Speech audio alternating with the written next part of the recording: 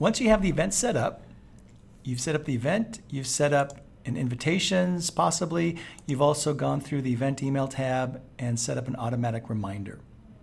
Now people are registering for your events.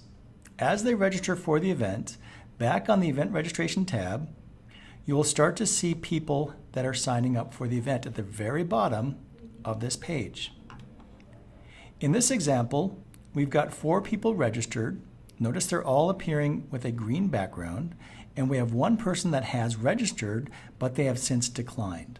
On this page, it's also showing you the person's name, their email address, the status of their registration, the date and time they responded, as well as all of the answers to the questions from the registration form. At any point, if you're a Trumba editor, you can actually edit their response and change their responses, or cancel or decline on their behalf. You can also remove people from the registration list. Above the registration list, notice there's also a View dropdown. By default, we're showing the entire registration list, everyone who's registered, declined, or is on the wait list.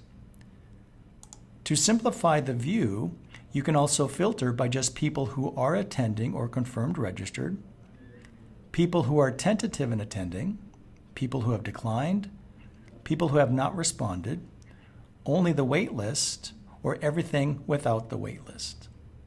In addition, you can export this roster or list of all the people who have registered and or declined. To do this, you must have access to Trumba, so you must have an editor account.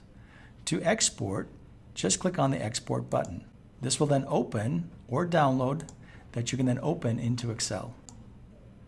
Within Excel, you will now have the list of all the registrants. You could print this out and use this as a check-in for your course. Another way to export the registration list is within your Trumba account. Under Other Tasks, you'll notice Registration Report. From the registration report, you select your department calendar, and from here you can also export within a date range. Specify the start date and end date to narrow down your search.